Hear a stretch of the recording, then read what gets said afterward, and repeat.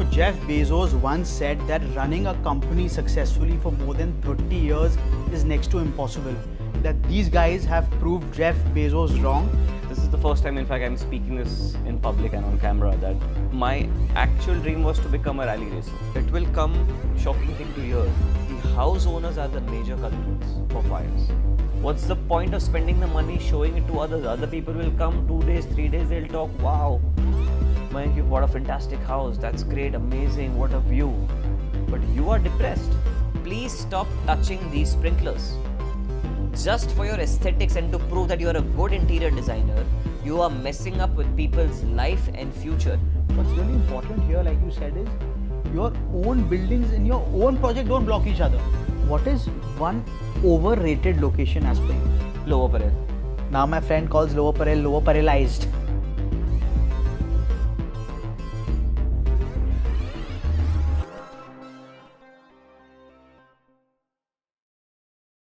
Jeff Bezos once said that running a company successfully for more than 30 years is next to impossible. Well, let me tell you guys that these guys have proved Jeff Bezos wrong, because I'll be talking to a third generation entrepreneur today, and they have been managing to run this company successfully for the last 60 years. In fact, they got listed in 2010, 50 years of contractual work, and for the last about 12 years, they've been real estate developers in the city of Mumbai and abroad, and they've been drastically changing the skyline of Mumbai. Let's welcome Manan Shah from Man Infraconstruction Limited, also known as MICL, on our show today. Pleasure having you, Manan. Thank you so much for inviting me. And thank you so much for giving me your time from your hectic schedule. We just got you something as a token of, this is part of our green initiative. Thank you very much. Thank you so much. Just keep it here. Yes, and this is something that I've written. How to buy a scam-free home. Yes, needed in India in generally. Thank you. Thank you so much for your time. Manan bhai, I mean, you're a third generation entrepreneur, right? And y'all have, I think each generation has successfully grown the previous generation, which is why you're actually seeing 60 years of a company to last, which actually is extremely, extremely rare in today's times. Because often what happens is the next generation wants to do something else, or they don't have the same intellect as the previous one. But I think you guys have proved all of them wrong, is it? 60 years. I fairly agree with you that in today's time, the generation is thinking different from their fathers and forefathers. This is the first time, in fact, I'm speaking this in public and on camera, that my actual dream was to become a rally racer. Oh, no way. I'm a car fanatic. I love buying, collecting cars, driving. I've done a lot of races during my schooling days. In fact, I've bunked school a lot of times just to participate. So there used to be a go-karting track at Hiranandani years back. And so I had participated in the Red Bull races. The fastest lap record ever to be done at Hiranandani was done by me. No way. People don't know it publicly, but passion's passion, business is business. And so my personality is something which loves doing something which is more towards craftsmanship, designing it, getting into the details. So that passion led me to this line where we are developers today. And it's a very small story where my grandfather started civil contracting. My father ventured out into ports. So he added one vertical into the contracting space and expanded the business. So I wanted to make sure that I add something, because what happens is when you fill into your father's shoes or your grandfather's shoes, there's always a comparison. Comparison happening between you and what did your fathers or forefathers did. And I always wanted to create my own impression and my own mark, that I'm not just coming over here and sitting because I'm the boss's son. I'm coming here to prove myself that this is my thought process, this is my theory. And so when we used to roam around during our childhood days, Dad used to take me around to a lot of the construction sites which were going on, in the city. So, and he always used to show me that, for example, the Novotel Hotel at Juhu is contracted by us. So we were the ones who built it. Earlier it was Holiday Inn, the PVR at Juhu, the Club at Juhu. These are all done by us as contractors. Right. And always just try and find the name, that where is Man Infra written in this. And I asked him a very simple question, that why is there no Man Infra board on the compound wall? And he explained me the difference, that you are a contractor, you build for a client and then you hand it over. So jokingly, I just told him that if I make a building, I want my name on it, otherwise I will not make the building. So that is when I understood that I wanted to become a developer. So, Right. you know, like from these unique characteristics of customizing things to my personalized tastes to these things, a developer is something which always requires craftsmanship. Right. And that's how, you know, the whole journey started crafting into place. And I added another vertical in 2013, the real estate division. So right from civil contracting to ports, I added the real estate vertical, and that's how the whole journey has been. Right. So it was your obsession, because I can definitely call you a product guy, right? You are obsessed with the product and you want it right. And that is the reason why you wanted to build your own product, which is why you became a developer, right? There's one more incident which happened. I joined college in 2010 for my undergraduation, and that time we were searching for a new house. Now I had few X crores of budget in mind, which I spoke with family, and I was a person who always used to lead these things. Even when I was in college, I used to love going for house hunting, doing the site visits and everything. We visited nearly around 45 sites, and we had a good budget in mind in those days, where we can easily buy a sizable amount of a apartment. And it took me 2 years to go around the market. I went to Juhu, I went to Ville Parle, I went to Bandra, I went to Powai. So I kept the options also open. But I could not find a significantly well done development which suits my family tastes and lifestyle. Somewhere the windows are small because the elevation is way too fancy, which is not required, to be honest. Correct. Somewhere the lifestyle in terms of amenities are missing. Somewhere the parking spaces are in open to sky area. So there were so many things which were building up in my mind, that why are people making such shabby looking structures, or you know, like I would say not done well buildings. And we stopped our house hunt Because you didn't like. because I did not like anything. Finally, I spoke to dad that let's stop looking at things and let's make our own building. So unfortunately, at that time in 2013, my grandmom was diagnosed with cancer, and during her last days, she had become a monk.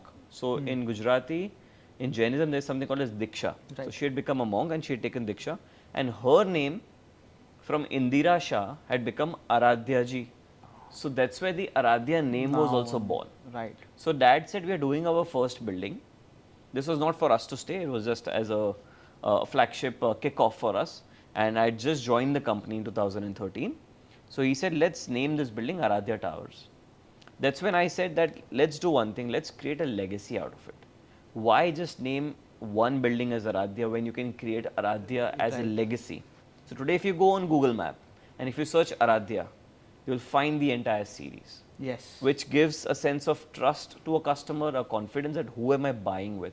And today Aradhyas are landmarks across the city. Correct. Whether it's Mira Bhayandar, Juhu, Ghatkopar, Chembur, Sion, and so on. And now Tardev in South Bombay as well. So these things were building up, and at the same time, if you see, the return on investment is also definitely higher comparing to the contracting background and real estate background. Right. So we made sure that everything is aligned well. We had just got listed 3 years back then in 2010. Right. So everything started falling into place, and it really became a successful venture. And today, you know, we are very proud to say that we have done more than 19 plus developments in less than 10 years, and being a fresh developer. In fact, you know, we always try to call ourselves as an Uber of real estate, because we don't own a single square inch of land. Right. So without owning a single square inch of land, we still became a developer. Right. We still successfully delivered every single project before time. Like not a single project is delivered on time, all Right. before time. And the slowest project which we have delivered before time is 6 months prior to schedule. Wow. The fastest which we have delivered is 18 months prior to schedule. And what exactly was the reason that you managed to complete 19 projects in in a span of 10 years? Is it just because of the fact that you were asset light? So of course there are more funds for the construction and operations part, or was there something else as well? Good financial planning and what all goes into it? So there were a lot of factors. The most important factor was the discipline that we carry forwarded right from my grandfather's time to my father's time to my era. The discipline which my father taught me or what his father taught him was never over leverage. We are historically and till date debt free. Probably the only company in the entire country Yeah, that's as a developer that which is huge. public listed, never taken a single rupee debt at the holdco level and completely debt free. Right. And so we had our surplus cash flows and reserves. So say example, if I have 100 rupees in my bank account, I will not take projects more than 40 rupees. The market crashes, correction happens, the requirement of fund becomes double, still I'll have 40 more to play with. Correct. And still 20 in reserve. So very conservative and prudent approach. Correct. And this conservative mindset led us to do margins which were phenomenally higher compared to the industry standards even as a contractor. Right. We used to work at 25% EBITDA margins as a contractor, where people are seeing contractors usually doing like 8%, 7%. In fact, real estate developers today are doing single digit margins. And we always made sure that our focus is bottom line. We never went onto the race for top line. So we never went behind the race of revenue, revenue, revenue. We focused on what is the profitability. Because if there's good profitability, that profitability can be getting me the cash flow for the next project. Right. Without again leveraging my shares, pledging them, without going to the bank for a loan, and without having the hassle of overstretching and undercutting the prices to sell. Got it. So slowly, these things added up in terms of money point of view and cash flow point of view. Second most important thing, which probably again one of the only few companies like us has, is we have contracting in-house. We construct our own buildings. We have more than 400 engineers on our payroll who are seniors, juniors, managing the entire show. So right from quality to inspection to delivery, everything happens in-house. I don't have to go to any contractor opening my arms that please work for me, and then I'm 100% dependent on these people for the quality. Here everything happens in-house. In-house. So the moment I had good cash flow, I had good contractors, the building started going up, automatically started resulting in creating a goodwill, irrespective whether the flats are sold or not, construction will go on. And control as well, right? When you have your own Absolutely. The control that you have, apart from quality, just the overall discipline is, I think, the key. And because we've got the control of our own site as a contractor and as a developer, Right. customers started seeing that whether I am buying or not, the pricing in an MICL product is going up. So it's appreciating. Whether I am buying or not, construction is still going on. So he is not dependent on me or my money to finish his construction. Correct. So these things over time people realized. Today we are very happy that whenever MICL launches any project, before even my excavation completes, we are usually sold out more than 50%. And because we are sold out more than 50%, my consolidation of cash flow is always healthier. Yeah. It's In such a fact, the positive money comes cycle to in, be in. money comes in much more earlier than the anticipated timeline. Correct. So I never have to compromise on quality. I never have to compromise on any of the amenities or the lifestyle which I want to give. And I never have to overcome it and underdeliver. It's always the other way. Like we always undercommit and overdeliver. Right. So these things are making us lead the way in the industry currently. No, Manan, you said, some years ago you were trying to find a house for yourself and you just didn't like anything in the market, right? Can you give me your idea of a perfect home? See, a perfect home is something which is very, very personal. For you, a perfect home could be at a 100-story building. For me, for example, the perfect home could be at maybe like even a ground floor residence like a bungalow. Now, for me, a definition for a perfect home which fits in everyone's mind more or less is whether it's at the preferred location where you want to stay. Number two, who are your neighbors? Because see, a lot of times you might be having fanciest of the houses, but you're not happy with your neighborhood or the neighbors. And then eventually you're disappointed and then you tend to move out. Right. So please make sure that your neighborhood and your neighbors are checked. Whether you're staying with the right gentry also. You know, it's sometimes a lot of developers do a lot of mixed gentry. Now, none of the people are bad. But what happens is the association of these two people is not good. Correct. Like for example, if you fit a 2-bed guy with a 5-bed guy, lot of times the 5-bed guy wants to keep air conditioning on in its entrance lobby, Yeah, common 24/7. Right. And he's willing to spend that kind of money. But a 2-bed guy, even if he wants to, because of some economical circumstances, he's unable to. So then there's a mismatch, then tiffs happen. So make sure that the gentries are, you know, placed well. And what is more important is, for me, the light and the ventilation. Now, lot of times people go behind these fancy elevations, windows don't open, they just open out 3-4 inches. You see a gold looking building, you see a blue looking building in terms of the facade. Now, these facades are great in countries like America, Absolutely. like Dubai, like Hong Kong, because the 100%. weather conditions are worst. Even if they want to open the windows, they cannot, because if you are staying in New York, 8 months of the year, it's extremely cold. Number two, here people want to breathe fresh air. So are the windows opening? What am I seeing outside the window? That's again one of the most important questions. Like, it's not just about the view. Are you facing a dump yard? Are you facing a railway track? What are you overlooking? Because these external environmental norms also impact your daily life. The smell, the noise of the tracks, etc. These are small things. So more than a sea view, to be honest, for me, it's not important. Like Mumbaikars love sea view. There's an obsession with oceanic views and people pay a premium for it. It's fine, but people don't understand one thing. Ocean is seen during the day, but post evening it's pitch black. Yeah, So absolutely. practically you have zero view outside. So for me, a good mixture of both would also count. And where I see beautiful city lights in the evening, I see the, you know, like the car lights trailing going, like you see one side red lights, one side yellow lights. So, you know, these are interesting architectural dynamics which benefits your overall eyesight in terms of, and it plays with your mindset. It helps you being connected with the city that you live in as well. Correct. So light and ventilation, how many times do you have to switch on the light when you go to a bathroom?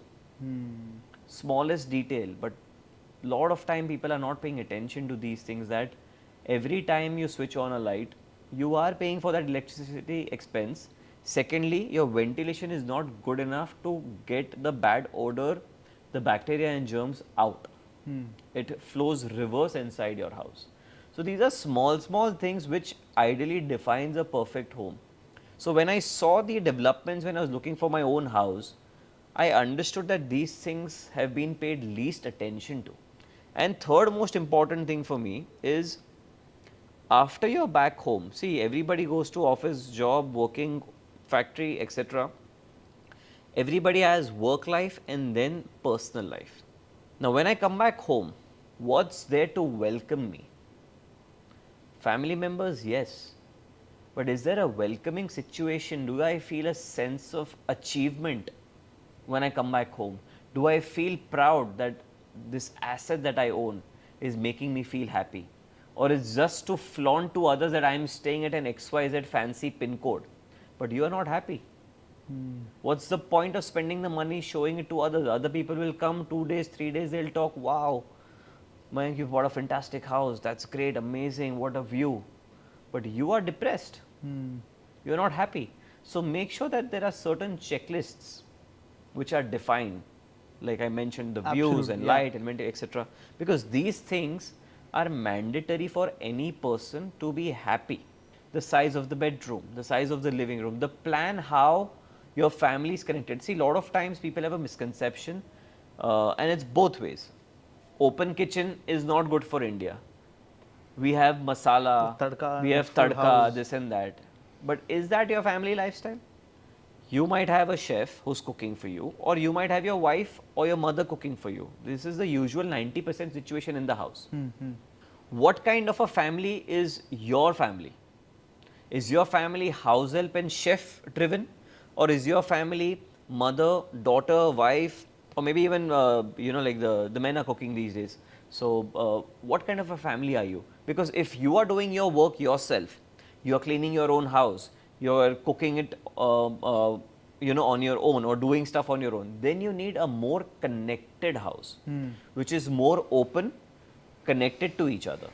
But if you're house help driven, it's absolutely okay to keep a closed kitchen. Because sometimes people say closed kitchen, ventilation is not good. I feel suffocated. So you decide what's your priority and what kind of a family life you follow.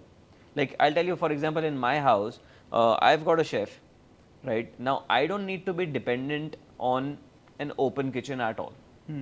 Because I sit with my family onto breakfast table or for the dinner table when I'm having dinner. I make sure that my wife, my mom, my dad, I have a son, we are all sitting together, because then we can talk. If my wife or my mother is going and cooking inside the kitchen, my family life is also getting like tampered with in terms of they're continuously getting disturbed. Absolutely. So you decide what's best for your family, whether you want to afford, whether you can afford, whether you want to spend, whether you don't want to spend, and you design your own house accordingly. Now you have completed 19 projects, right? And of course, a lot of them have amenities. As a developer, and this has to be only from your mindset, what according to you is the most useless amenity in a building, and what according to you is the most practical and useful amenity in a building? See, I'll tell you, to be honest, I am more of a lifestyle creator.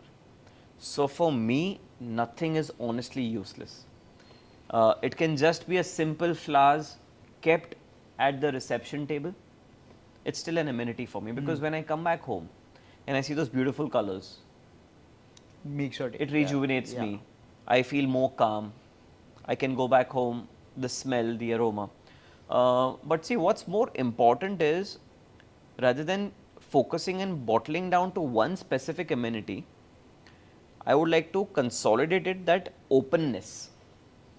Openness is the biggest amenity. I'll explain how. When you're driving back home, say you're in a gated community. In a gated community, your driveway to your lobby or your drop off is also very, very important. Because the moment you enter your complex, the journey has to begin there. How we are doing it right now is we're coming up with a new gated community, and we're calling it the new age gated community. Why the new age gated community? It's designed for everyone. Earlier gated communities were designed keeping a certain specific genre in mind, a gentry in mind.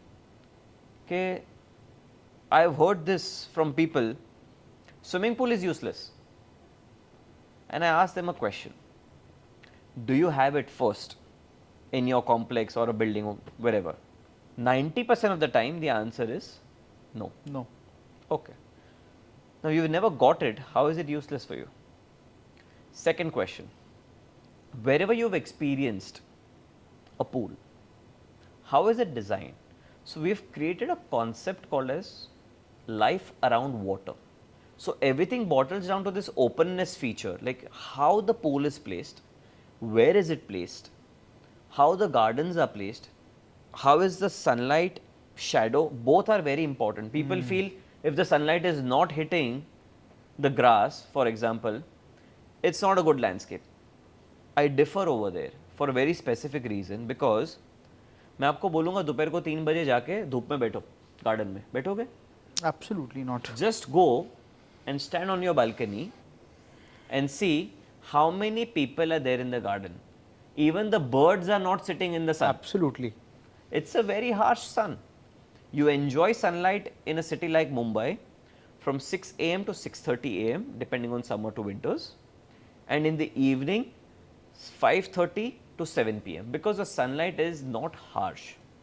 So the way the sunlight falls, that's very important, and how you've created the shadow spaces, because you know spaces around these gardens or the pools are the spaces where you will find most people going and sitting. But the way current developers are designing it is not like designed in a fashion where people would love to use it. Like I'll tell you, swimming pools are designed like a gymkhana. आपको swimming करना है तो swimming pool पे जाओ, वरना garden में बैठो. Now what happens is you are a non swimmer, your family doesn't like swimming, आप क्या करोगे, आप गार्डन में जाके बैठोगे. Now likewise of your mindset will be 80% crowd, अभी पूरा गार्डन भर गया. But if you design the pool in such a fashion that people would love even sitting around the pool, why not? Why do you go to a resort, and why do you love resorts more than hotels? For a simple fact, every space, if you recollect now to your family vacations, every space in a resort is designed to enjoy, whether you are in the lawn, whether you are in the jogging track, whether you are near the pool, everything is designed beautifully. A resort is more of an experience than a hotel. Exactly. Absolutely. So I follow this concept in all my projects called as resortment living. Right.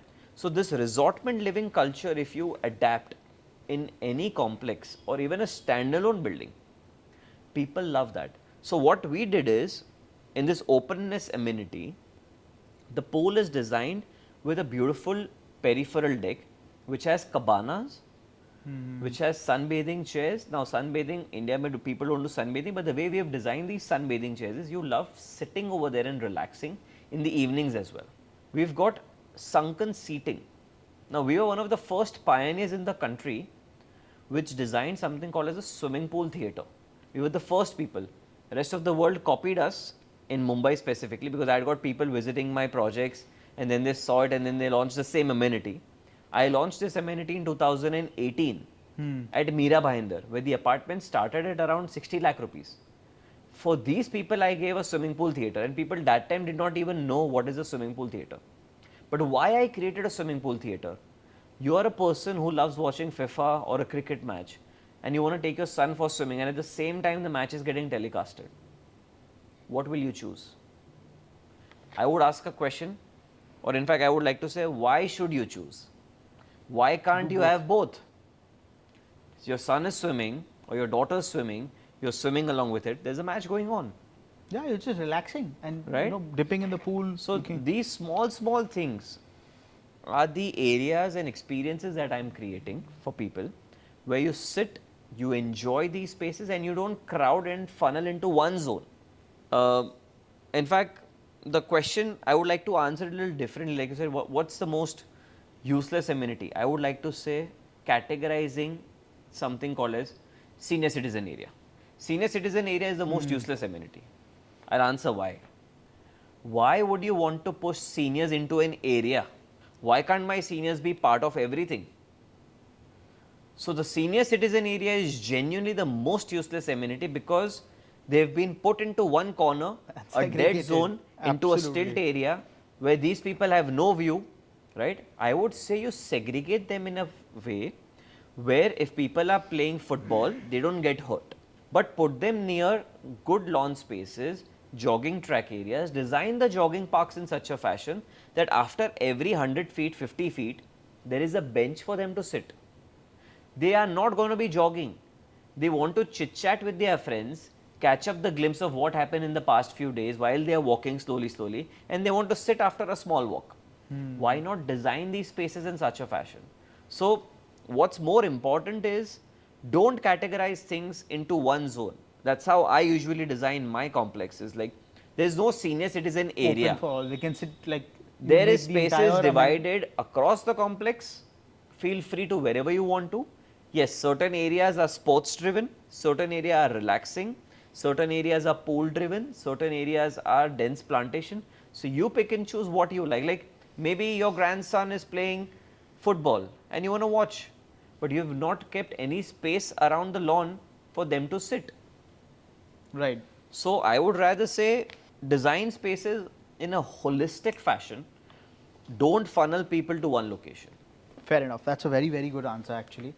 And I think this is the first time I've heard, and with the proper justification, that how useless senior citizen areas are actually. This is generally the first time I've heard that, and it made total sense to me. Right? I was sold when you spoke about why it is useless. Now, my next question to you is, Manan, Bombay is so dense, right? Or rather, Mumbai is so dense. And, how do you bring out that privacy angle in such dense projects? That's my first question. My second question is, with over the years increased FSI, it may increase a developer's, at least by the feasibility report, might look good on the Excel sheet. Yeah. But do you think that it is a curse for some home buyers?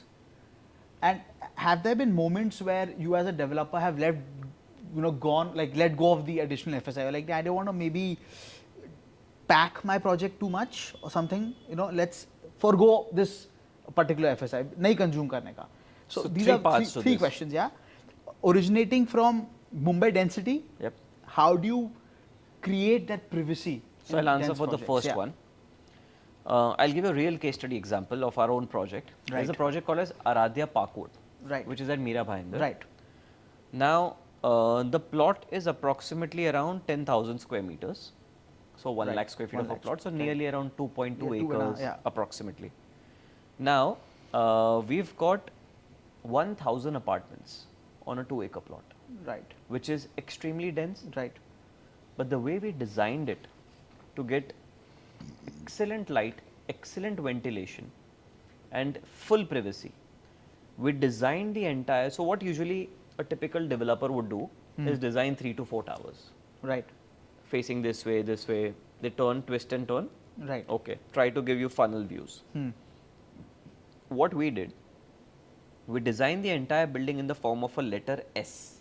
I clubbed all the 4 towers and made it into one tower.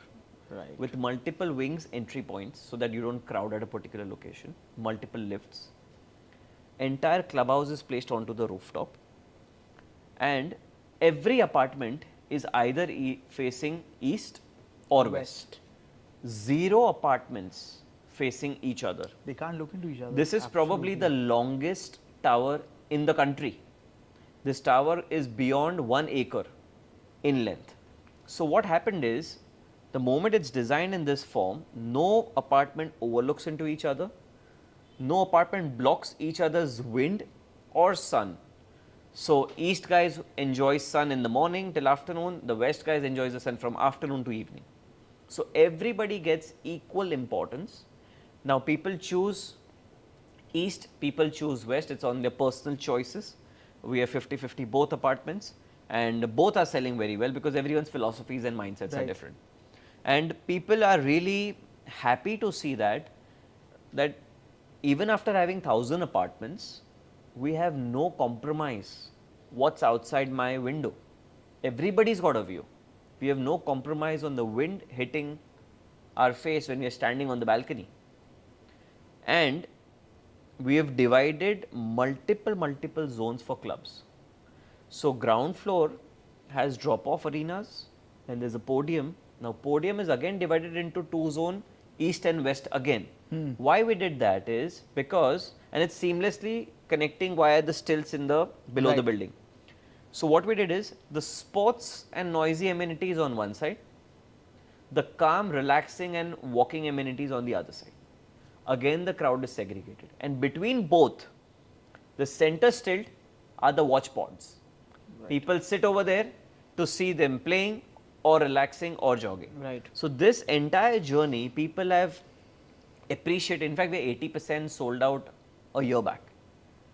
Same thing we did it on the clubhouse. So we connected. So this is the only clubhouse, according to my knowledge, which has got approval, which is 1 acre long of a club. And probably this would also be one of the tallest towers of Mira Bhayandar. It completely overlooks Sanjay Gandhi National Park. So unobstructed views. And the third zone is the rooftop, where the swimming pool is put at the rooftop, again giving 100% privacy in swimming pool as well. nobody to overlook you. Only the people who are wanting to come to swim, only they would come up. Correct. And relaxing chairs, and again the same philosophy of sunbathing chairs. In fact, we've got a theatre over there as well, in the sky.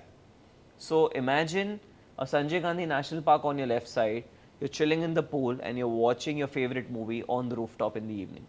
What's really important here, like you said, is your own buildings in your own project don't block each other. So I think that's, and what's the total, 2.2 acres you said. Yeah. And how many wings does this? 4 wings. 4 wings, all interconnected. So that's to answer your first question. That's how we did.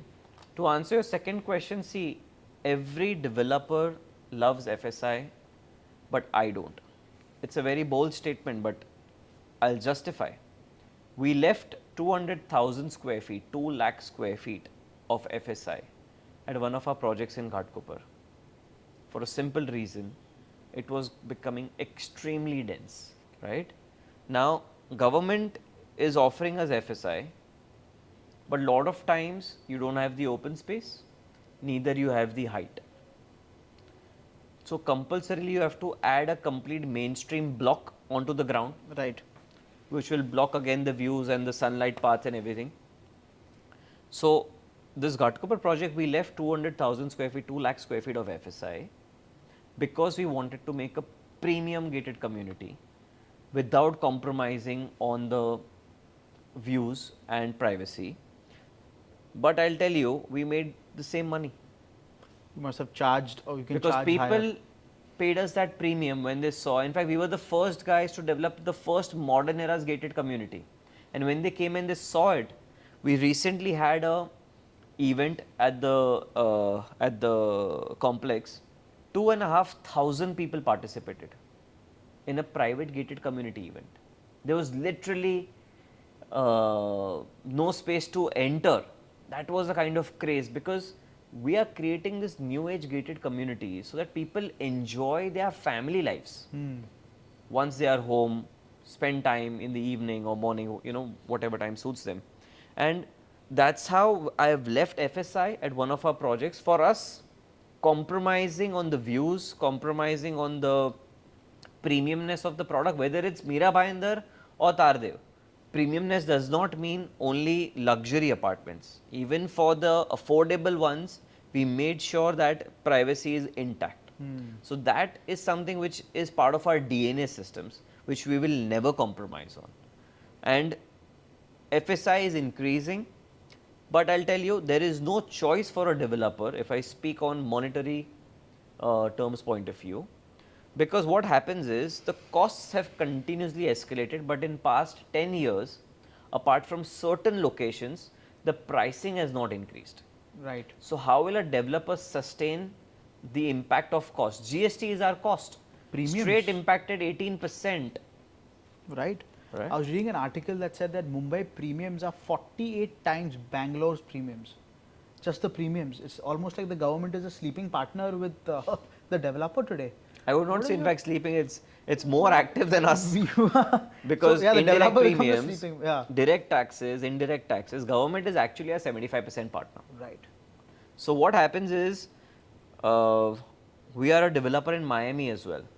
I was recently over there 2 weeks back to take the developments forward. So I was taking the review, and there is practically zero development charges, zero premiums in Miami. Oh, zero premiums, huh? Absolutely Wow. nothing. The city wants development and they're promoting it. India works slightly different. It's fine, it's part of our routine regime now.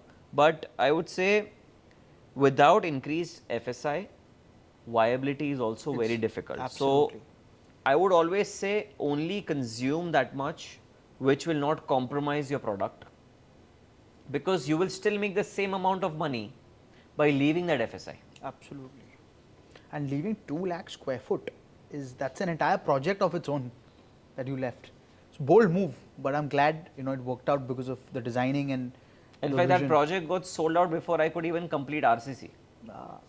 So that's the kind of returns even developers can No, and see. you know what? I'll be honest. Today, home buyers have access to all the information, all the data, and they are smart. They know they can recognize a good product. right? A lot of home buyers, when you build a good product, it genuinely gets sold. So that I've seen. My next question to you is, uh, you all as a family, as a company, have had 50 years of experience as contractors, right? From ports to industrial. Uh, what is the mentality shift, right, between being a contractor and being a builder, right? Because here you have your own name as well on the building.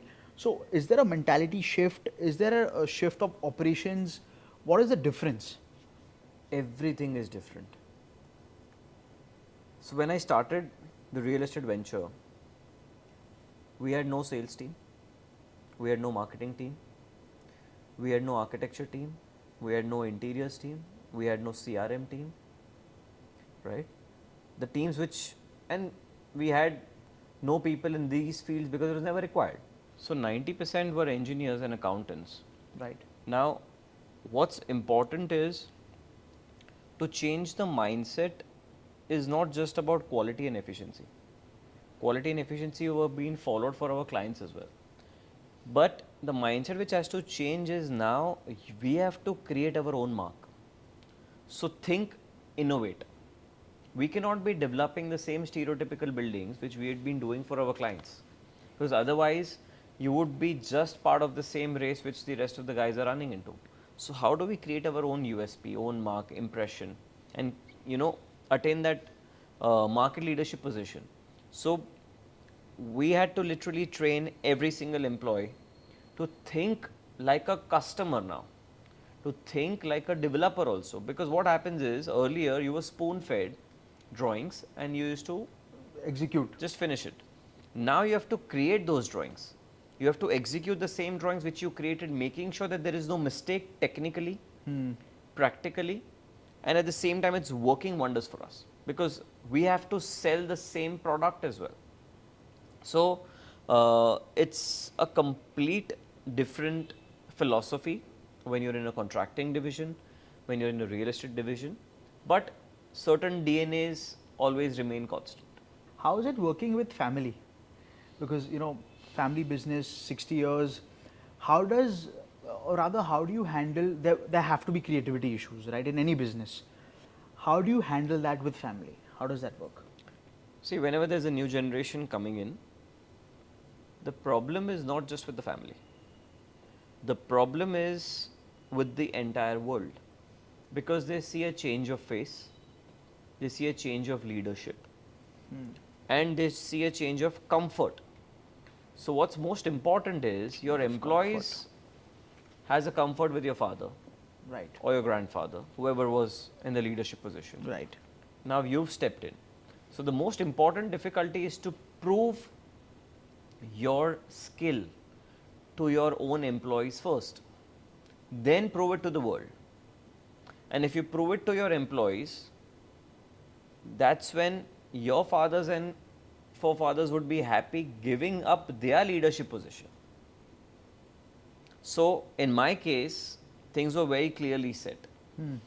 If you're not going to be deserving, I'm not going to let you sit into the top position, because you come from a wealthy background and I feed 1,000 employees whose house runs because my company performs. So if you're not worthy of it, you are not going to be allowed to be sitting onto the Did you have top thing. any special task in your first 6 months of joining? So I started quite early. In fact, what I did is, to get better grip onto the business, I started attending office during my summer vacations of college only. So I actually started coming to office at the age of 19. I used to spend time. So what I started, my first task was, because I was always a creative guy, my first task, what did I design? MICL's first website. I changed the overall perception of how customers or clients looks at Man Infra. Then my second task was understanding where all the sites are functioning and how the clientele functions. And so I started sitting outside my dad's cabin next to his secretary, and I used to just observe who's coming and meeting him throughout the day. So if there are 100 employees, how many of them are coming and meeting him? 5, 10, 15. And who are coming and meeting him more, who are coming and meeting him less? That gave me an idea that these are the top engines Right. who are driving the carriages behind. So these needs to be taken into confidence first. If these are under my control in terms of confidence, the carriages of the entire train, like a dabba, will keep on following them.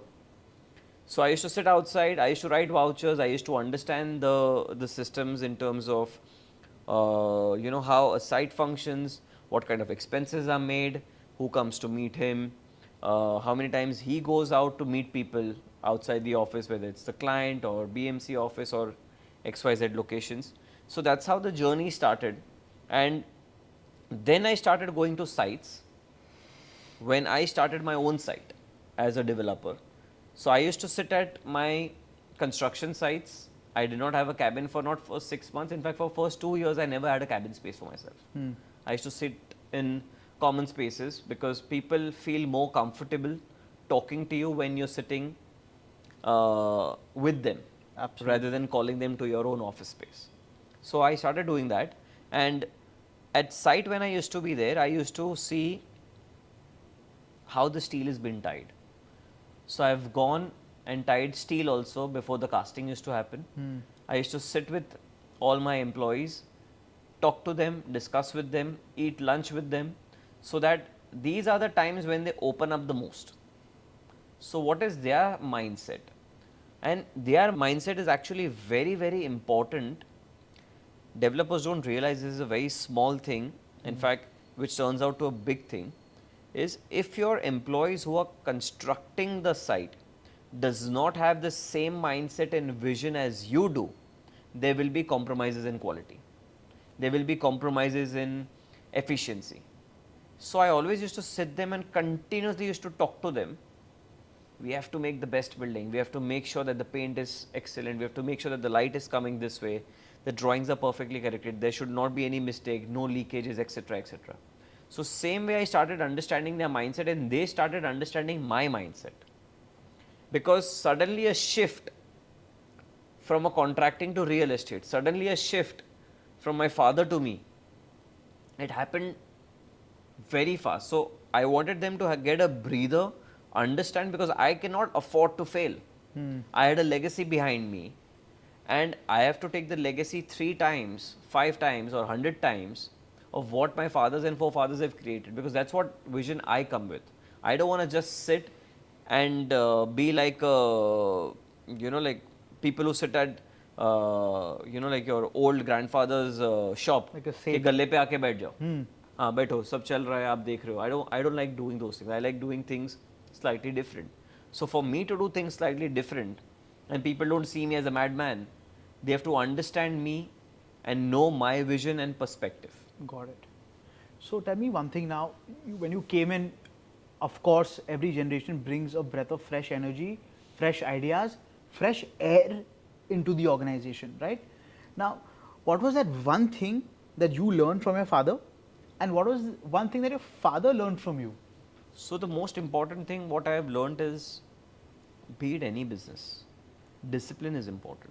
So I learned the art of discipline from him, that whatever you do, be disciplined towards that thing and be honest and truthful.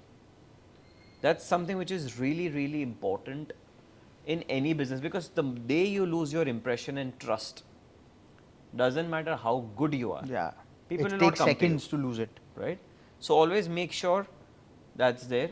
One thing what my father learned from me is something, honestly, I have always been a learner, so I keep on doing new things, but I think to boil it down to one thing is, my father would have, I would say, observed. He's much more senior than me, so he doesn't need to learn anything from me, but is innovating and crafting spaces. So I make sure that even if it's an ordinary, simple, standalone building plot, I know how to create a journey, right from the entry to the exit, to how you arrive in your house, to how do you go to a club. That's what my specialty is. Right. Now, coming to the speciality, you've traveled the world, you were in London for a while. You've got projects in Florida, in America, in most parts of US as well. In your travels, what have you kind of absorbed from the world, and what have you learned by just traveling, and how has that reciprocated into your projects? See, whenever I visited across the world, I have observed certain things about the Western civilization, right from America, and if we come to the east side, which is Europe and all, is ease of doing things. Everything is efficiently planned to make it easy. Why unnecessary complicate things? Smallest example. I applied that in my own building, and now we've done it across all our projects. So I wanted to experiment it first on myself rather than going and doing it on someone else. We stopped the traffic of the e-commerce website guys from coming home. May it be food delivery or may it be parcels from these famous e-commerce websites. Two reasons. Safety. I observed a sense of safety concern in people. I'm not saying the delivery boys are robbers or they'll come and loot you or something like that. No offense in that sort of manner. But what I'm trying to say is people don't have trust today on any random stranger coming and showing up at their doorstep. So earlier, if you used to remember, there used to be two gates at your home. In fact, even today, there 90% or 80% of the homes has two gates. Absolutely. Right? One is called a main door. What is the other door called? You can say utility or helpers entry, because I have two doors at mine as well. It's actually called safety door. Right. And in that safety door, there is a typical jali, so that you can see the person. Yes. Okay, who's come? So I'll open the main door, I'll stand jali behind the rahega safety wo, door हाँ. and I'll see from the jali के कौन आया है. अच्छा known है तो मैं दरवाजा खोलूँगा. Right? Old school concepts used to work. Then came the world of video door phones. Now how easy it is to block the camera on video door phone. Put a thumb on the camera, you cannot see who's come. Right? So we went a step beyond. No random people who are not registered or not part of your daily ecosystem like your house help are allowed to come up. There is dedicated spaces in each lobbies where the parcels can be kept, your food can be picked up. Your house help or you yourself has to come down and pick it up. Now you might find it little inefficient. I can sit at home and things can come up. But every time an accident happens only once in 1000 times, right? So every time a random stranger shows up at your doorstep, he's seen the lobby, he's seen where exactly you live, he has seen, and 90% of the times when you open the door, your entire living room is seen. So he knows who's in your house, how your house looks like, what your lifestyle looks like. Why do you want to expose these things to a random stranger? So we came up with this concept of concierge services and you host them over there. They are dedicated parking spots. They don't randomly litter around parking bikes all across the space. Dedicated zones for that as well. So these things has led to a different mindset and it helped us in adding additional safety without depending on the tech. Now these things I saw it across the globe. Now there are two differences. In the Western world, 90% job is done by the house owner himself because there is not much house help or maids or servants or these people available. So they are used to doing these things of picking up their parcel on their own. So I made a philosophy from that, that why don't we connect two dots, adapt the privilege of being an Indian and availability of cheap labor over here. So you drop it at the doorstep, but at the same time ensuring that the privacy is maintained. Right. So we did that. And second thing is, may it be the top forces of any security agency. After 1 o'clock in the night, 99% to 98% watchmen or the security staff sleeps. Whether he's sleeping on the chair or is sleeping in the security cabin or any of these places, he sleeps. Even if you have a monitor in front of him which has CCTV surveillance, they are sleeping, right? So what we did is we did guard patrolling system. Every half an hour to 1 hour, depending on the time that you set, the guard compulsorily with his thumbprint has to go around the building, take a spin and put his fingerprint over there. If he does not, the machine beeps. So even if he went off to sleep, he has to wake up and he has to take a spin. The moment he takes a spin, that means your house is guarded well. Right. And third And thing, this is throughout all your projects, this patrolling? patrolling in the newer projects we are adding, it's currently there in my building, and the newer gated communities and the projects which we are doing, we are going to add it over there as well. Okay. And the third thing is we added facial recognition systems, which is already established in 3 of my projects, including my current house. So you might have a flashcard, you might have seen clubhouses entry through flashcard or a number. Now number can be easily remembered, somebody might see you typing the number, flashcard can be easily robbed, but your face is your identity. This is the future of technology.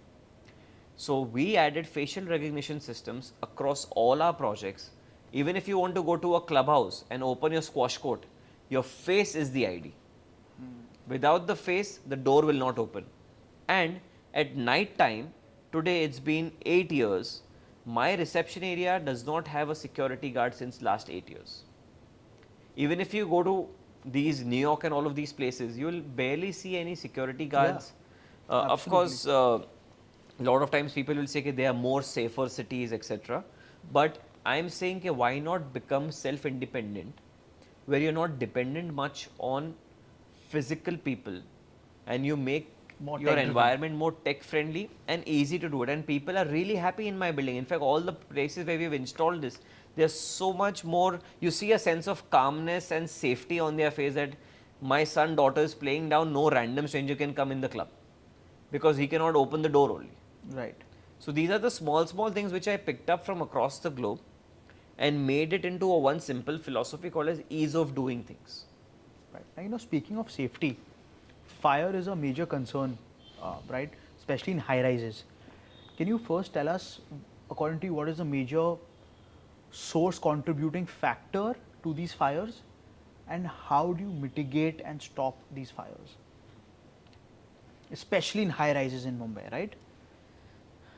It will come as quite a shocking thing to hear.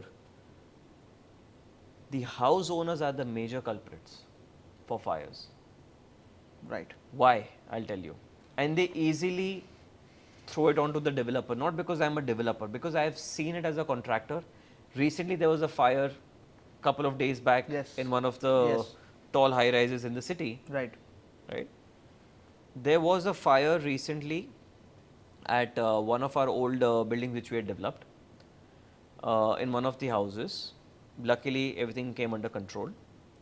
We made sure that there are 2-3 things which are absolutely done to keep the fire under control. Like we do electrical circuits in such a fashion that whenever there is an electrical surge, which is not in our control, right, that surge goes to the MCB and then the short circuit happens, and then the sometimes it's the fridge is usually the one which blasts, and you see the fridge ka cylinder blasting up and catching fire.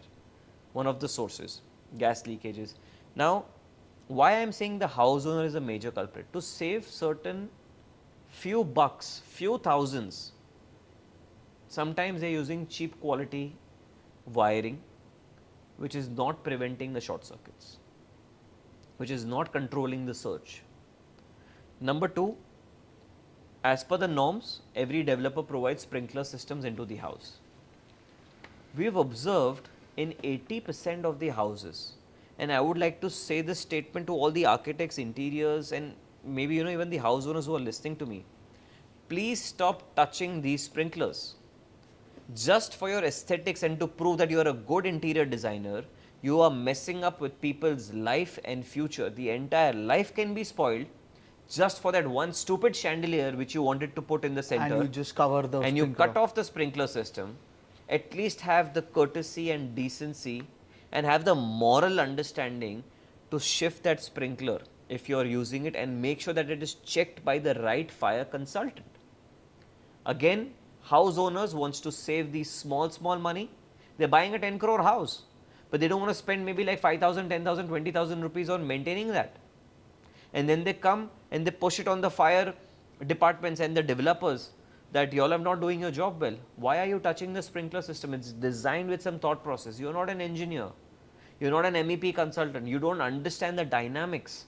And when there's a fire coming on 50th floor, 60th floor, the entire building can go for a toss. Absolutely. Right? Mumbai fire brigades are stating clearly, we don't have efficiency about 22nd floor. That means you're dependent on our sprinkler systems. That means you're dependent on the fire rated doors that we provide so that the fire does not Doesn't spill out. spread. You change these doors as well, just for the aesthetics. I think there should be a rule where you can't. I mean, what do you even do post OC, right? There should That's be. the worst thing. What do you do post OC? I went How to do you Dubai. Stop that. Yeah, The I door went to change? Dubai recently. Dubai, they have a certain law for post maintenance activities, which is governed by the government. You don't get a choice whether should I pay the maintenance for this, whether I should pay the maintenance for that. If you cannot afford maintenance, why buy an expensive house? Yeah. You want to save that 2 rupees on a square feet by switching off a light at the entrance lobby. It's absolutely a rubbish mindset. Why did you buy the house in the first place? You want to save that 2 rupees on a square feet by not paying the annual maintenance for the fire alarm systems that we've provided. You don't want to pay maintenance for the STP systems that we have provided, right? And then you expect things to function well. It's not possible. I think there should be more stringent monitoring post possession and post OC as well, because I don't know societies in their own limits and federations how much they care about these In things. fact, there is a weird excitement to become the chairman and treasurer and secretary of the society. They feel they're becoming the chief Let's minister reduce and the prime maintenance minister. cost. Yeah, yeah. And they try to prove themselves. I've become the chairman, I'll get the cost down. But who's asking you to get the cost down? Why is the focus always on getting the cost down and not becoming more safer, friendlier environment for people and residents who are staying over there? Why is there an always focus on that one light which is switched on in the entrance lobby, or that one fan which is working in the clubhouse, or the AC? These are small things which give you a lifestyle, and in fact you don't mind spending that money when you're going abroad. You don't mind spending that money when you're going to a resort, right? But why do you like that resort? Because the lights were on. In fact, you The should AC spend was more on. here because this is 24/7 yours. Absolutely. You know, but And I these just 4-5 guess- rupees on a square foot, people don't understand, will give them 10 to 20,000 rupees per square feet premium for the valuation of their property. Absolutely. You know, it's so important, like for a developer, for example, we talk about the buildings that still look good today. Absolutely. Also because they're maintained well. If you see a Maintain and you product see life their cycle- value. Absolutely. They never So, go down. Let's assume a concrete life cycle of 70 years. For example, आपने building बना के hand over दे दिया, 5 साल लग गए आपको, right? 65 years, which is 92% of the product life cycle, actually depends on the society and how they maintain the building, Absolutely. right? And I think shutting off sprinklers, changing doors is I mean, I would say for an instance, you don't polish the marble. It's fine. It's Yeah. aesthetics. But Safety don't पे नहीं आया वो। compromise on the lift AMC. People I have seen lot of times they are not paying the bills for AMC for the lifts, and then they complain हमारा lift नहीं चल रहा है. You have not serviced it. It's a mechanical product. It's not driven by gods. भगवान ने आशीर्वाद दे दिया, ये lift like 100 a साल puppet, चलेगी. let's go ऊपर बुलाओ. It's not going to Absolutely. work. It's a Absolutely. mechanical product. Why do you charge your phone? Don't charge your phone. Why do you put a cover or a scratch guard on your phone? To protect it, right? So are you protecting your family members by paying the AMC? Paying the AMC for the fire systems? Lot of times we even observed, because they want to do some sort of home havan, they switch off the sprinkler system of the entire building so that the fire alarm does not trigger. My God. Right? Okay, ritual values, religious sentiments, fine. But you don't have the courtesy to switch it on, and I'm talking about real life examples without naming the customers.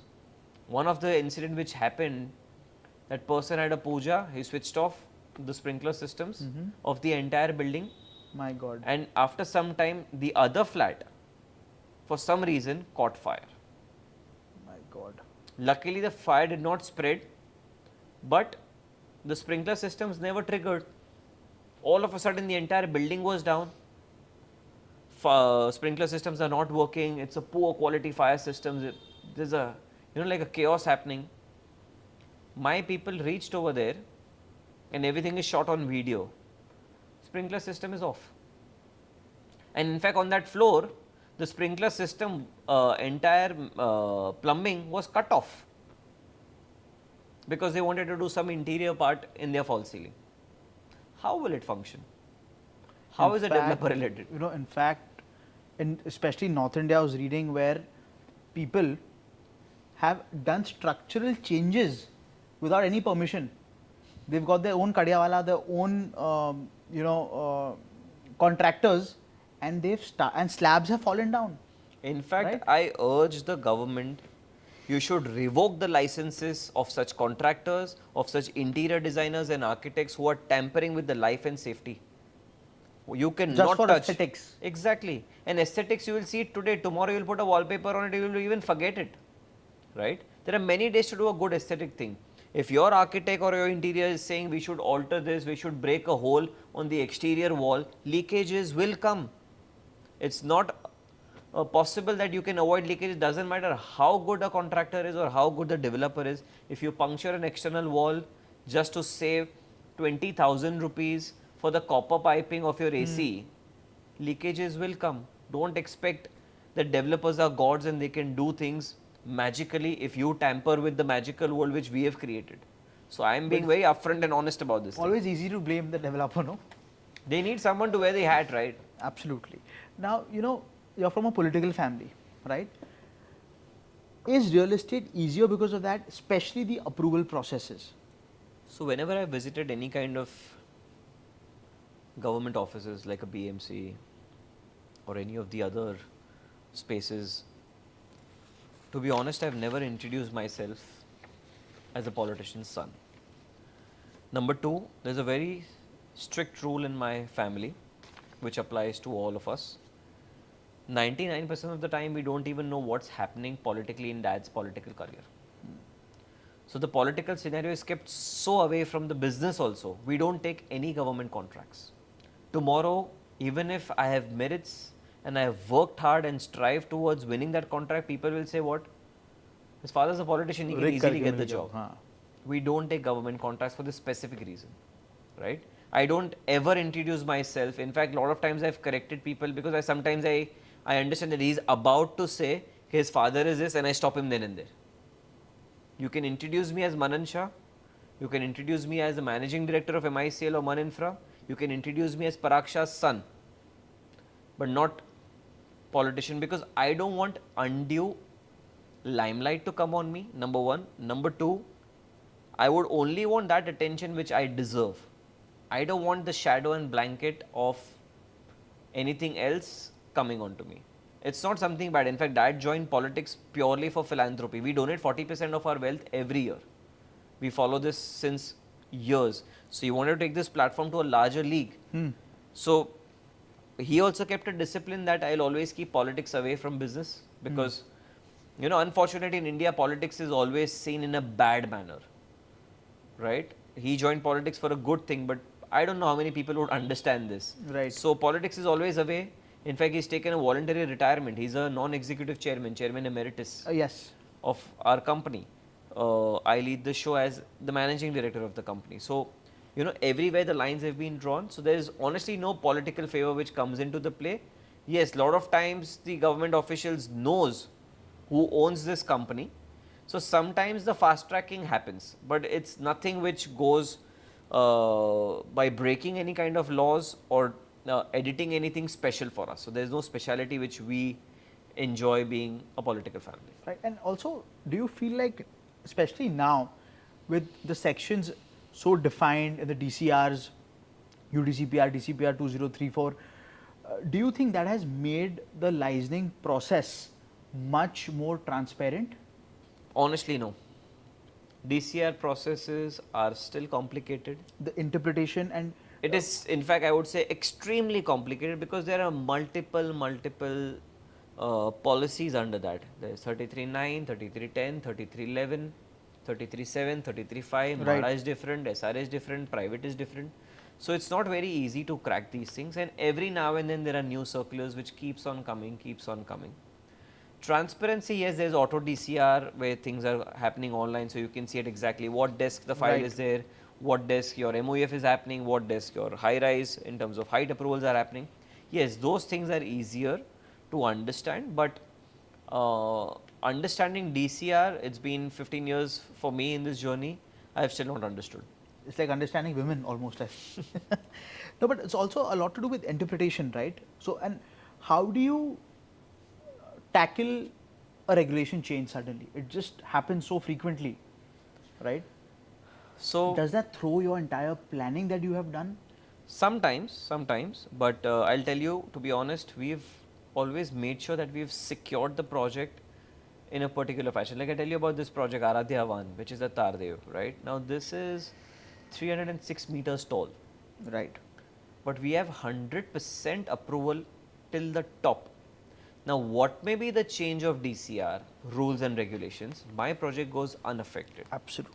Daisar, we are doing 38-story tower, the S-shaped one, Aradhya Park Wood, like I said, 100% CC received.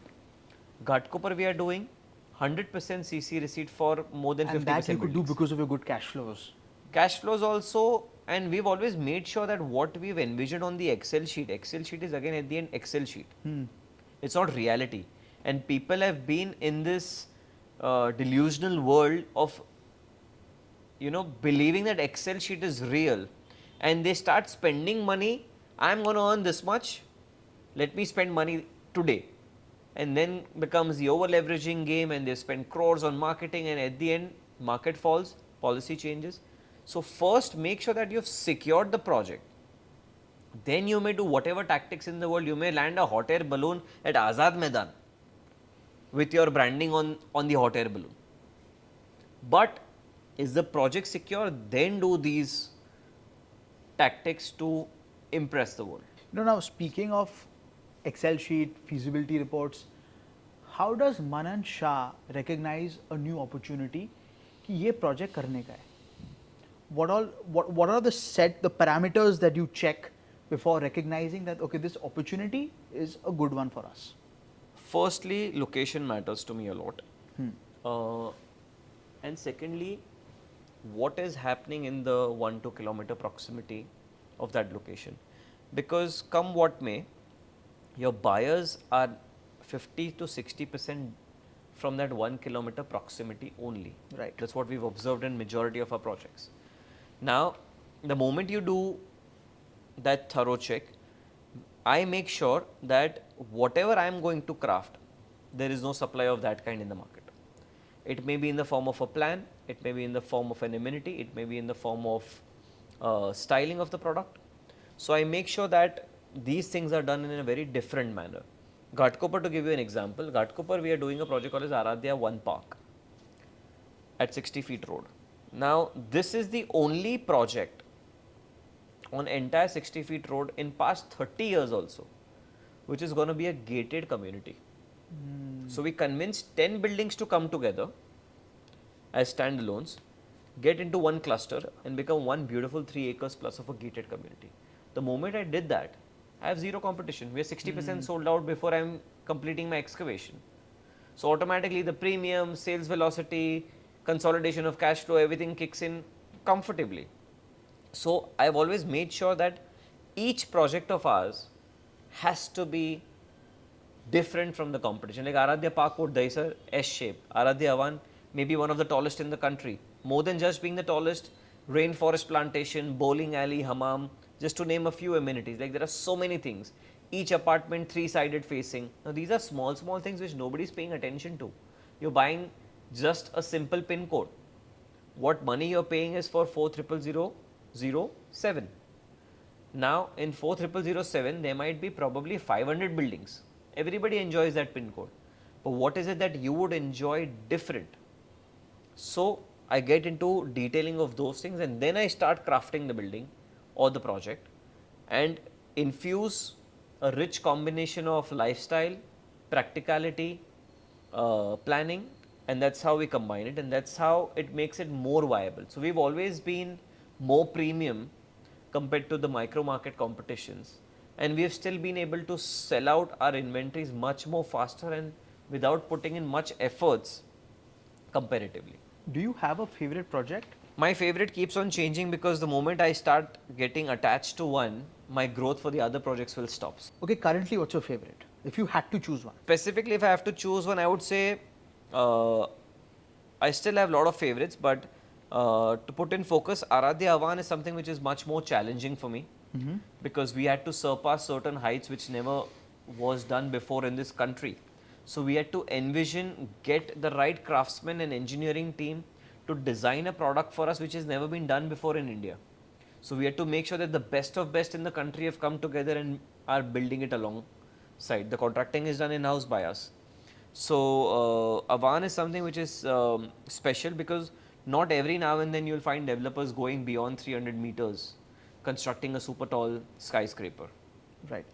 Can you talk to us about some challenges from a construction standpoint of constructing a 300 plus meter building? See, when you're doing a 20-story tower, the dynamics are very different in terms of steel, cement. These are two major factors which plays. Right. Then comes windows in terms of the thickness. Then comes the railing in terms of the height. When you're going beyond 300, what's most important is the wind pressure. How flexible is the tower to take the wind load? Yes. So the way the towers are designed currently, they can be a little more tangible. Right. So when wind comes, you will not feel it inside the house. Oh, I feel Yeah, but the it building moves, is yeah, shaking. absolutely. But they are tangible. So what was most important is to be beautiful looking, be iconic, and at the same time be super duper practical in terms of technical knowledge and specification which goes inside. Right? There are certain columns which are like 3.5, 4 feet wide. We are using M60 grade plus of cement. The windows are all double glass to avoid the whistle noise which comes from the wind. The plumbing systems, like there are multiple tanks at different service floors to give you the right pressure of plumbing. Every glass which is going to come into the building, which is for windows or for the railing, every glass goes through the wind analysis tests. So in fact, we got the best guy in the world to do it, who's done Burj Khalifa. He's done 800 meters. The same wind analysis guy is doing the building for us. Right? We've got Padma Bhushan awardee Mr. Hafiz Contractor, one of the best and renowned architects in the country, designing the building for us. So these are a lot of people who we got on board to craft the best product because we cannot make mistakes. A consultant, a wrong consultant can make a mistake and come and tell you, sorry, I failed. But we cannot because we are playing with lives. We are handling real people, customers who are going to stay inside, families who are going to enjoy and spend their lifetime of savings, in fact, buying a house. Can you tell me the difference in a construction cost between a 20 floor building and an 80 floor building? It's usually more than double. Like a 20-story building on a construction area, if I give you, it typically ranges between 5,000 to 6,000 rupees. But for a building like Avan, it goes nearly 10,000 to 11,000 rupees. And what is the most expensive component of constructing that building? Steel and cement. Steel and cement. Because the concrete pour is a lot more. The grade of the cement, the steel is a lot more. The steel pipes are a lot more thicker. So all of these components plays a, like a vital role. And over the life cycle, the construction life cycle of constructing something like an Avan, right? Obviously, the steel prices will keep varying, the cement prices will keep varying. How do you manage those fluctuations with material procurement? Because that will obviously increase your. See, the overall costing, we've always considered a 15% variation. Got it. On the overall cost. And the way we work on feasibility is, say for example, there is an X price in an X area. When I am doing a feasibility test, that time I always consider my cost to be 15% more and my sale price to be 20% less in the current market also which is functioning. Right. So, even if there is a downfall in pricing, I can sustain that. Even if there is an escalation in the cost, I can sustain that as well. So, if you see there is an overall leeway of 35% compared to a normal calculation how a typical developer works. In fact, a lot of times I have seen developers working on futuristic pricing. This will be the price in the future. I should probably take this project, and then they offer random additional areas to a redevelopment society, 125%, 140%, in the anticipation that the prices will go up. But what if the price did not go up? What if the cost went up? Did you have a leeway in your construction budget? You did not. That's where you exactly fail, and that's where the construction stalls. Right.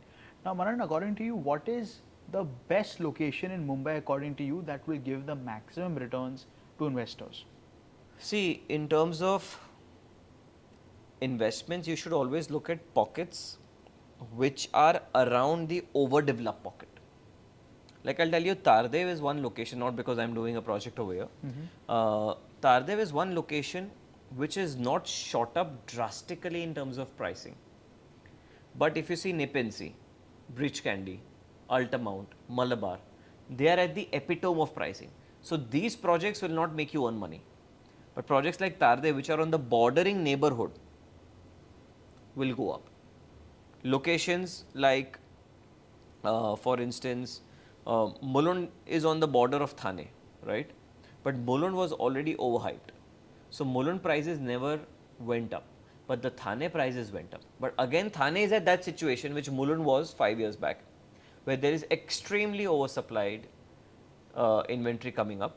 So you will always see again Thane pricing saturated. So always make sure that you've invested in prices which are going to increase and are not at epitome. Because see, currently I am seeing a lot of developers quoting 2 lakh rupees on a square feet, 1.5 lakh rupees on a square feet, but are these sustainable? I don't see these pricing sustaining. In fact, how many transactions have you heard or seen happening at these pricing which the developer is quoting? So we've always made sure that don't quote random bogus pricing, be fair to the customer and be fair in terms of pricing and be confident on what you quote. Don't quote 150 and close at 1. That shows you are a desperate developer. Doesn't make any sense doing these kind of tactics just to satisfy a customer's ego that I negotiated. Yeah. You are absolutely on the wrong track. That means every time a customer will look at your brand, and even if you are at another location, the customer will expect drastic price difference from quoting to closing. What is one overrated location as per you? Lower Parel. And why? Too much of oversupply already been there, lot of development still coming up. Lower Parel infrastructure is not that great to handle 10,000 houses. Oh, for sure. And I see overpricing over there. In fact, I am seeing more than 50% flats coming into resale already and at cheaper costs than what they had procured at. Right. So I feel honestly Lower Parel is overdone because of And God the supply. bless that one road that Lower Parel has. It's I think it the used to be infra. called as the Billionaires Row by a joint association of people. I mean, good luck to them if they Now- can create one. Now my friend calls Lower Parel paralyzed. That's what he says, but it is paralyzed. if you Ideally, see. it was a chawl, right? Like the Yeah, whole thing yeah. was mainly Absolutely. a chawl. And Lot of, when Mumbai, cotton Bombay mills and- happened to become Mumbai, this infrastructure was not thought that there's going to be so much of supply coming in. I mean, there are developments happening by reputed developers, but I would feel that's not a location for you to bet unless you're really in love with that location in terms of your office connectivity or you have any specific agenda to move over there. Now, with so many projects today, there's so many developers, right? And how does a developer differentiate a product today? Because see, everyone has a clubhouse, at least बोलने के लिए, right? मैं swimming pool दे रहा हूँ, आप swimming pool दे रहे हो, मैं gym दे रहा हूँ, आप gym दे रहे हो, right? I have perhaps 1,000 square foot 3 BHK. So at least on my ad, I'll say 3 BHK for say 5 crores, right? not knowing that okay, that 3 BHK could be small, right? But how does a developer today truly differentiate a product from other developers? How do you stand out? See, how we stand out is, like I explained, always create your own mark and journey right from the entry point. We developed a project at Ghatkopar East where my ground floor has 0 cars. The moment you enter from the main road, you go straight down the basement. The drop offs are over there. And you want to go back home, for example, and if you're not self driving, somebody is dropping you off, you drop off at an arrival lobby and you walk through the jogging track and you enter the lobby. Now, why I did that specifically on purpose is every time you come back home, you're welcomed by a 40,000 square feet of a garden space. You're welcomed by the entire community who's staying over there. So, when you're going back home, doesn't matter how frustrated you were, doesn't matter what happened at your office and you were not happy, you would basically be welcomed by people.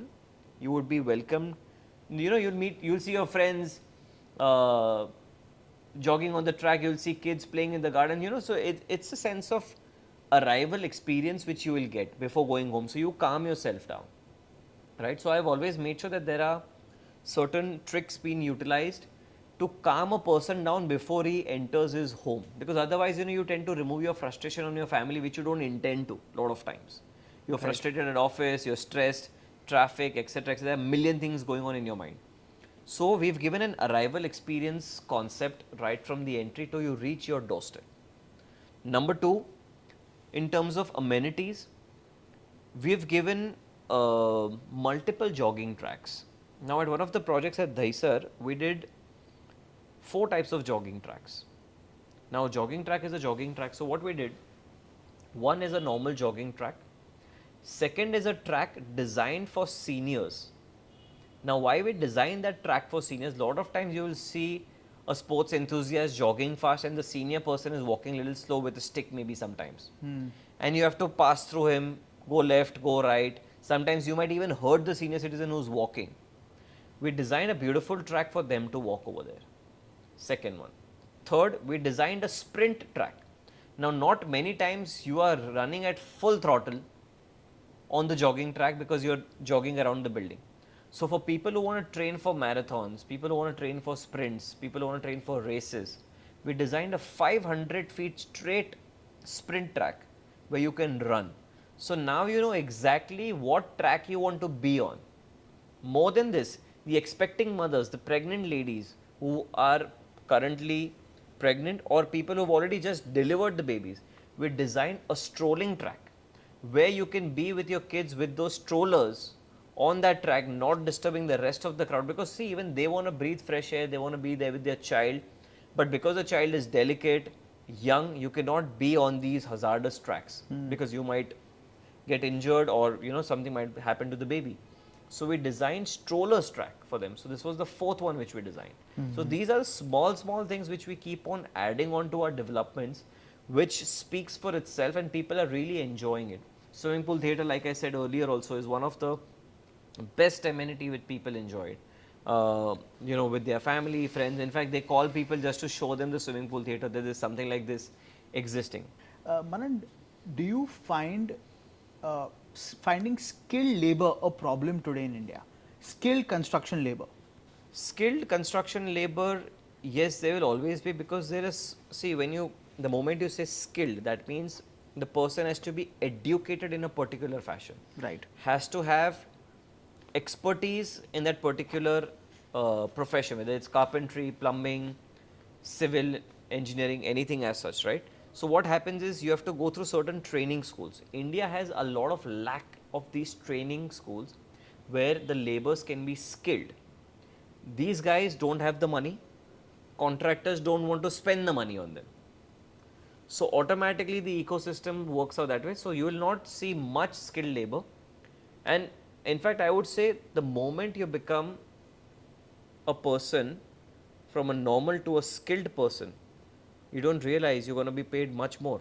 I'll give you a very simple example. A truck driver is driving a truck morning to evening. So what is his skill? Driving. And Lewis Hamilton is driving a Formula 1 car. What is his skill? Driving again. How much is Lewis Hamilton earning a year? And how much is a truck driver earning a year? Millions, thousands, or lakh, right? So the moment you make a particular expertise your skill, you will be paid much more, your demand will be a lot more, especially in countries like India, where there's cheap labor available but not skilled labor available much more. You can make good money by getting your labor skilled and then working towards that profession. Absolutely, and better quality control, right? I mean, Absolutely. Overall. Now, Manan, what according to you is the? So I was basically reading a report.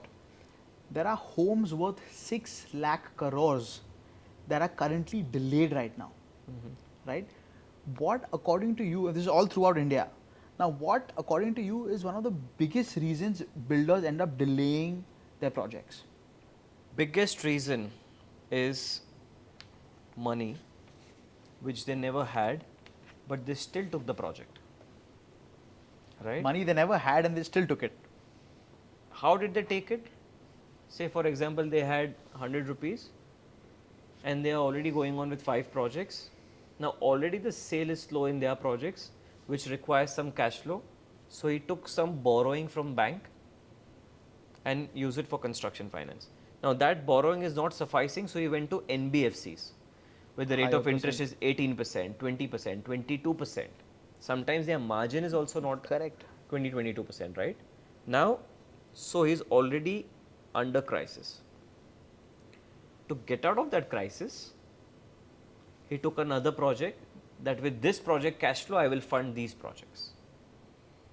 Now, market slowed, there are not much buyers, there's another project standing, you have to pay government the premiums, you have to pay contractors the money, and you have to construct. Now, what people typically do without, and it is happening even today, RERA has not come, still people are selling, right? Now, why are they Absolutely. selling? How will they pay the premiums? How will they pay the money for the other projects which they could not fund? So, automatically this vicious circle is going on and they are going deeper and deeper. They are not coming out actually. Yeah, they're always on the treadmill then. I would always say don't over leverage yourself. If you have 100 rupees, don't take projects more than 40, 50 rupees. Keep a safety fund. Crisis can happen anytime. They don't come and ask you, sir, can I come? The crisis is there. Bankers will be standing to collect their interest in principal. They are not bothered whether you make money or not. Your moratorium period cannot be extended. Absolutely. RERA deadlines can be extended only once if you have justified reasons. But your reputation is spoiled, you're finished. Do you think financial indiscipline is very common in Indian real estate? Absolutely. Right? This is the major reason where all developers are delayed in the past. And secondly, more than that, there's one more thing which the developers have been doing in form of a mistake is, all of a sudden the developer wants to become an investor.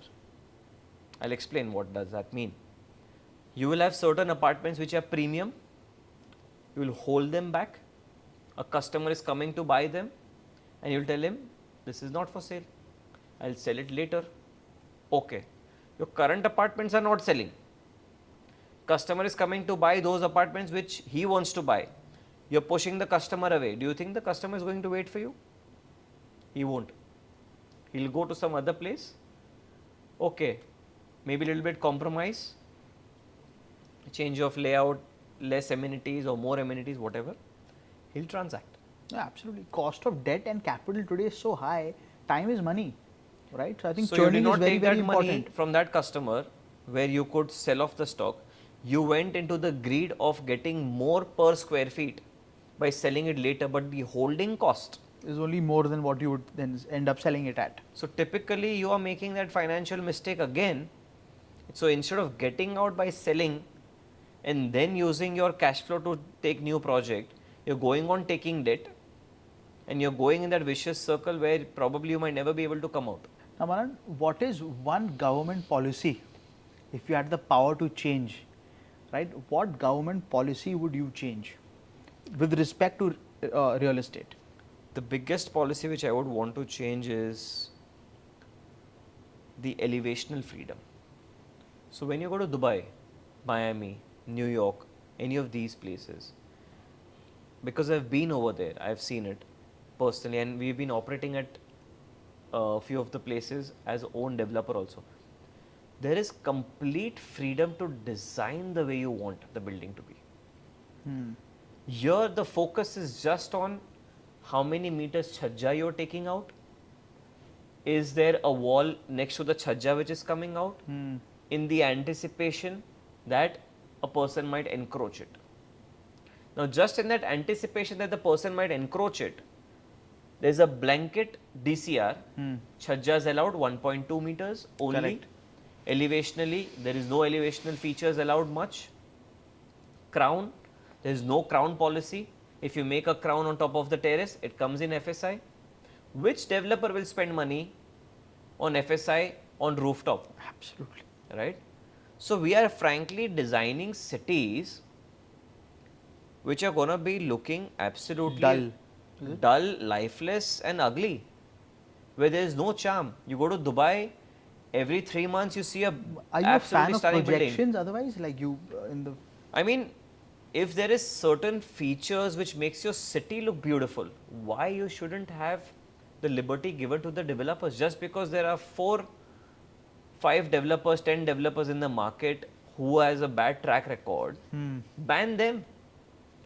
Keep an agency separate to keep a watch on these things, that if somebody is doing wrong, ban them. Or why a blanket approval of not allowing people to do beautiful things?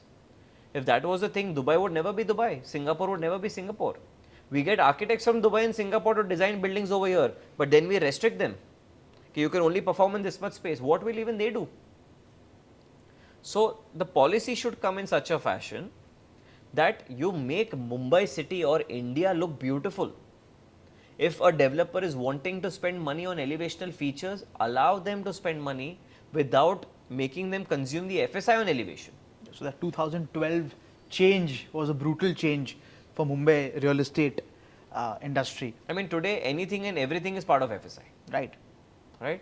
Few people encroach lobbies, make lobby as part of fungible, make decks as part of fungible. Few people came as part, encroached wardrobe areas, everything is FSI. Allow developers, things have changed, the industry went through a transformation. Luckily, I came into the phase where everything was already cleaned, because I started in 2013. So, we never had to go to that phase where now decks are part of FSI and wardrobes are part of FSI. Everything was already part of FSI. Right. So, we design things in that fashion only. But I am telling you, Mumbai's future will not be good looking if you don't have good buy norms. Secondly, only 2% clubhouse is allowed to be free. Yeah. Right? For health and this thing. Now, a developer is selling on the basis majorly of club. 2% of a 10,000 square feet plot is how much? It's like you can't do anything. Tell me one thing, what are you doing for health, right, in your certain projects? There's also, I believe, 2% as fitness center as well, right? 2% as a total club. Total now, club. that can be fitness center, it can be an indoor games or a recreational banquet, anything is part of that 2%. Right. And what the government is also doing this for creches as well. Is there an additional FSI benefit if you have a creche in your building, or is 2% blanket? I'm not honestly aware of the creche thing, but 2% is mainly for the recreational spaces. Right. Which is very less, because which is nothing. Yeah. Because I'll tell you, a person like me who wants to be a lifestyle creator, for me even 10% is less. And I'm actually consuming it for the club. It's not that I'm going to make the clubhouse into an apartment and sell it off. Right? Because I cannot do the agreement only. Correct, How will correct. I do the agreement? So what we are doing now as MICL, I am consuming FSI in club. In a project like Aradhya Avan, we have spent 150 crores worth of FSI in the clubhouse so that I can give people the lifestyle which they've been dreaming about, right? So, one thing we started is utilizing FSI and creating these beautiful recreational spaces. Number 2, regarding health, I've always been focusing my developments towards health. It starts, like I've been saying in the past, also starts from the journey from arrival. Flowers at your arrival, making you feel refreshed. The lobbies, the color tones have been designed in such a fashion that they are not dull and boring. There are certain elements on the wall. Whenever you come back, you always see that wall and you enjoy that small mural or a painting. Number two, every single paint color which we've selected, we've gone through 2000 paint tones, done sampling at sites, and we've selected a special color in which, so we've eliminated the white color out of our developments completely. There's a very big scientific reason behind the light that we are sitting in, right? This is not white light. In the white light, a person looks like a patient. That's why the white lights are there in hospitals, right? But in a home, the light is supposed to be warm, which gives a soothing color to the entire house. So your marble reflects that color, your sofa, upholstery reflects that color. So we selected a tone which is very similar to this sofa shade, which goes on the entire areas of my common area stilts, my apartments, because you're going to repaint it any which ways, your ceilings and all. So we give a very beautiful shade which is like an ivorish fern color, which is a refresher tone which looks also dust free. Mumbai is a dusty environment. So even if dust settles on that, the dust is not seen very clearly. So these kind of things we are adapting. Secondly, we have made sure that the highest amount of light and ventilation comes inside our house. You don't have to switch on light as much as possible in the bathrooms. The windows fully open. We have 0 projects where the windows partially open. We will have every project, even Aradhya Avan, on the top floor of the penthouse, the entire window will open, right? And now we are going for a step which is far beyond any real estate developer probably has been doing. We are going to install radiation jammers in our clubhouse spaces where you would be meditating, where you would be sitting in a spa. Because when you meditate, your mind is already polluted by thoughts, right? So to meditate better, to breathe better, to perform that exercise better, we will be having jammers in our walls which will block the radiation coming in from Wi-Fi, from the cell phone towers, which will help you meditate better. We are creating spaces which will actually rejuvenate you, because for me what's important is when you go back home, every time you go back home, you should feel happy that I've bought a house. You should feel happy that this kind of a space is available for your family, safety, future. And when you go back home, you should have time for your family in every manner possible. May it be the living dining connection in terms of planning, may it be the amenities on the club, right? In fact, we are doing spaces which are designed for kids. Like we did one thing which is called as a tutor's corner.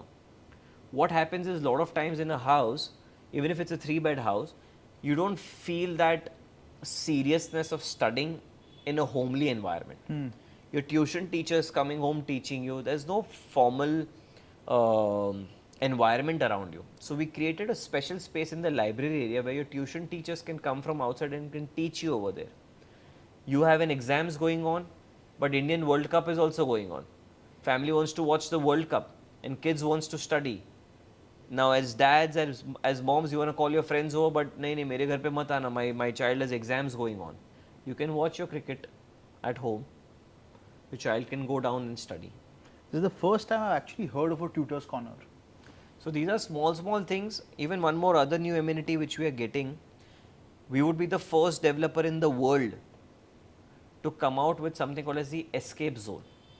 Now I purposely named it the escape zone because you want to escape from reality to a sci-fi world. Now what does that mean? We are designing a room and trying to replicate this room at every project development. It's going to start with Aradhya Avan. Now this escape room is going to have lights in the ceiling which represent the northern lights aura. With stars coming from the ceiling, so you feel you're sitting under the stargazing roof. There's going to be special zero gravity position chairs where you completely become weightless. That's why it's called zero gravity. You completely become weightless and you are in a particular reclined fashion, so you don't feel overweight, bloated. And you're sitting in that position and watching the stars and the northern lights. At the same time, there is infusion of fresh oxygen from the oxygen tanks from the air conditioning system that's coming in, where you will be breathing in absolutely, like a Himalayan quality air oxygen, because Mumbai, the AQIs are absolutely horrible. It's above 150, so it's not a good breathing environment. And 10 minutes you spend into this room, you are good to go back and party. You're good to go back, attend a wedding. You're good to go back for your office presentations. So we are designing spaces in such a fashion that will keep you healthy. The moment your mind is healthy, your relationship with your wife, your relationship with your kids, your parents is absolutely healthy, because you're never stressed when you come back home. So I'm always creating spaces that people, and in fact I always tell people, whenever you go back home, and if you're staying as part of our gated community or any of our standalone buildings also, don't go home straight from your car once you dropped off at the lobby. Go to one of the recreational spaces, rejuvenate yourself, freshen up yourself, and then go home, because then you are a new person and as fresh as the morning person who left the home.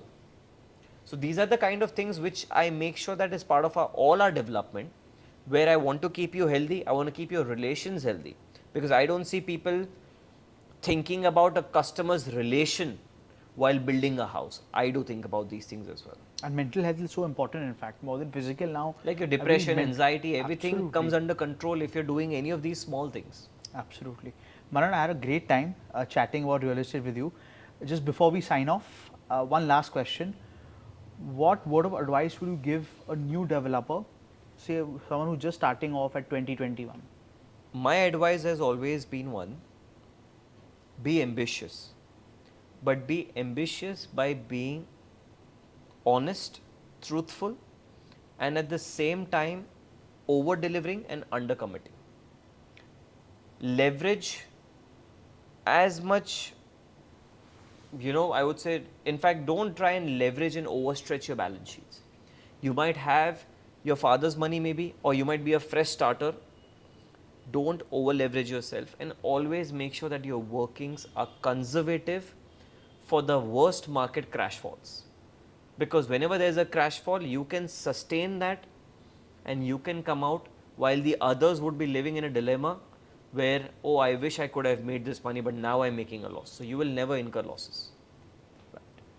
That's awesome. I had a great time, Manan, and thank you so much again. Thank you. your Thank you for time. inviting me. Looking forward to. I hope everyone watches this podcast. Lots to understand about creating a product here, I would say. Extremely, I can tell that you have OCD about product, right? The product needs to be, you are a product guy. This is what I gathered from our 190 even minute, now, interaction. I've made sure that, every single wall by wall is checked by me. So every plan that you see of MICL, every wall by wall is checked by me. Every single, in fact, even a tap that goes, a faucet that goes in your bathroom is handpicked by me.